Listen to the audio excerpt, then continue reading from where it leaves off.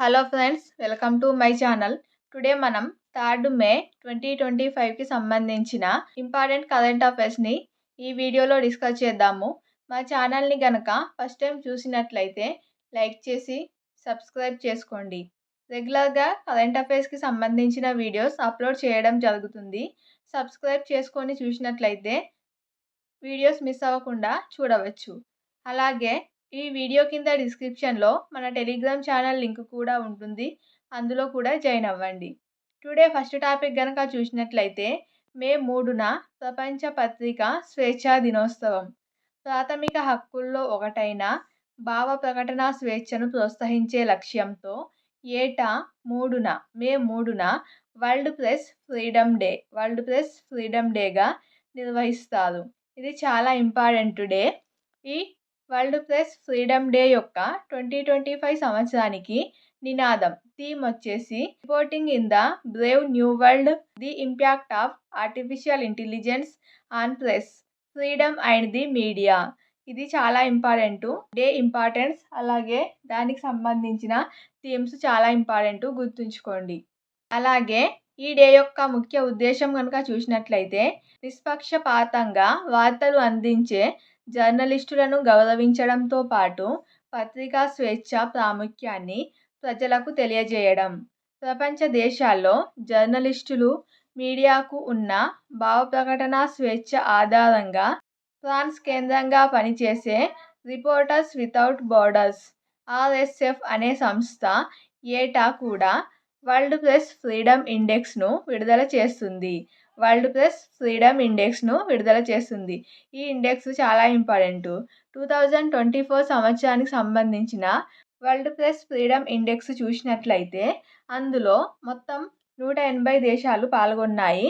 అందులో మన దేశం యొక్క స్థానం వచ్చేసి 31.28 స్కోరుతో 159వ స్థానంలో నిలిచింది మన దేశం. అలాగే టాప్ 5 దేశాలు కనుక చూసినట్లయితే నార్వే మొదటి స్థానంలో 91.89 స్కోర్తో నార్వే మొదటి స్థానంలో నిలిచింది. సెకండ్ ప్లేస్లో డెన్మార్క్, థర్డ్ ప్లేస్లో స్వీడన్, 4వ ప్లేస్లో నెదర్లాండ్స్, 5వ ప్లేస్లో ఫిన్లాండ్. ఇవి టాప్లో ఉన్న దేశాలు. మన ఇండియా వచ్చేసి 159th పొజిషన్లో ఉంది. ఈ పొజిషన్ ఇంపార్టెంటు. అలాగే దీనిని ఏ సంస్థ విడుదల చేస్తుంది అంటే ఫ్రాన్స్ కేంద్రంగా పనిచేసే రిపోర్టర్స్ వితౌట్ బార్డర్స్ అనే సంస్థ ఈ వరల్డ్ ప్రెస్ ఫ్రీడమ్ ఇండెక్స్ను విడుదల చేస్తుంది. గుర్తుంచుకోండి. అలాగే నెక్స్ట్ టాపిక్ చూసినట్లయితే దేశ అత్యున్నత క్రీడా పురస్కారమైన మేజర్ ధ్యాన్ చంద్ ఖేల్ రత్న అవార్డు 2023 సంవత్సరానికి గాను భారత స్టార్ డబుల్స్ ఆటగాళ్లు సాత్విక్ సాయిరాజ్, చిరాగ్ శెట్టి 2025 మే 1న అందుకున్నారు. ఢిల్లీలోని భారత క్రీడా ప్రాధికార సంస్థ సాయ్ కేంద్ర కార్యాలయంలో కేంద్ర క్రీడల మంత్రి మన్సుఖ్ మాండవియా వీరికి ఈ పురస్కారాన్ని ప్రదానం చేశారు. ఇది దేశ అత్యున్నత పురస్కారం మేజర్ ధ్యాన్ చంద్ ఖేల్ రత్న అవార్డు.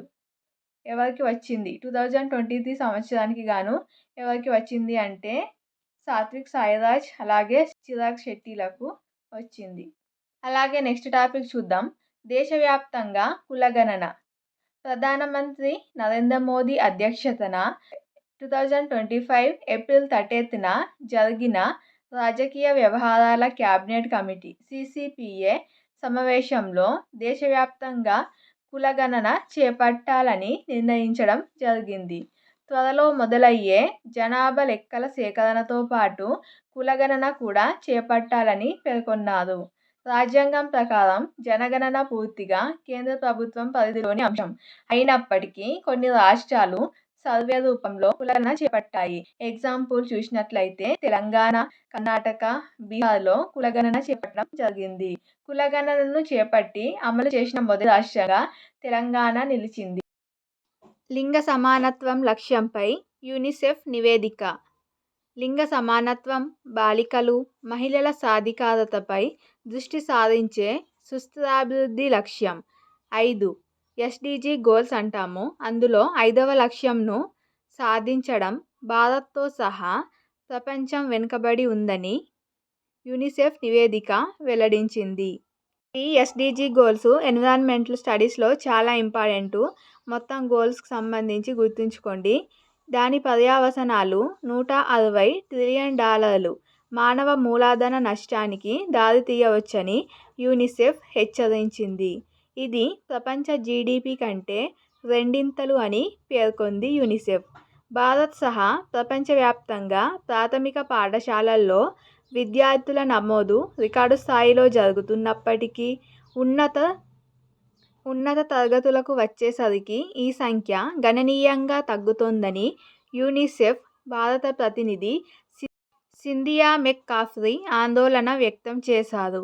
ఇది ఎస్డిజి గోల్ 5కి సంబంధించి యూనిసెఫ్ నివేదిక అలాగే హెచ్చరించింది అనుకోవాలి. ఎందుకంటే సమానత్వానికి సంబంధించి. అలాగే నెక్స్ట్ టాపిక్ చూసినట్లయితే ప్రపంచ పెద్దావిడగా ఎథెల్ కేటర్ హామ్. ప్రపంచంలో అత్యధిక వయసు కలిగిన వ్యక్తిగా ఇంగ్లాండ్కు చెందిన ఎథెల్ కేటర్ హామ్ 115 సంవత్సరాలలో నిలిచారు. 116 ఏళ్ల సిస్టర్ ఈనా కనబారో. వీడియోలో చూసాము. 116 ఏండ్ల వయసులో సిస్టర్ ఈనా కనబారో అత్యంత పెద్దావిడ, ప్రపంచంలోనే అత్యంత పెద్దావిడ కన్ను మూయడం జరిగింది. సో ఇప్పుడు ఎథెల్కు ఈ ఘనత దక్కింది. 1909 ఆగస్టు 21న జన్మించింది. అలాగే నెక్స్ట్ టాపిక్ కనుక చూసినట్లయితే ఆపరేషన్ కగార్. ఇది తెలంగాణ, ఛత్తీస్గఢ్ రాష్ట్రాలలో విస్తరించి ఉన్న కీకారణ్యంలో మావోయిస్టు స్థావరాల గుర్తింపే లక్ష్యంగా భద్రతా బలగాలు ఆపరేషన్ కగార్లో భాగంగా 11వ రోజు అడవుల్లో జల్లెడ కొనసాగించాయి. అంటే ఇది తెలంగాణ, ఛత్తీస్గఢ్ రాష్ట్రాలలో మావోయిస్టులను గుర్తింపే లక్ష్యంగా చేపట్టినదే operation Kagar. Friends, today 3rd May 2025కి సంబంధించిన ఇంపార్టెంట్ కరెంట్ అఫైర్స్ వీడియో నచ్చినట్లయితే లైక్ చేసి మా ఛానల్ని గనక ఫస్ట్ టైం చూస్తే సబ్స్క్రైబ్ చేయండి. అలాగే వీడియో కింద డిస్క్రిప్షన్లో మన టెలిగ్రామ్ ఛానల్ లింక్ ఉంటుంది. అందులో కూడా జాయిన్ అవ్వండి. మీకు ఇంపార్టెంట్ కంటెంట్ అందించడం జరుగుతుంది.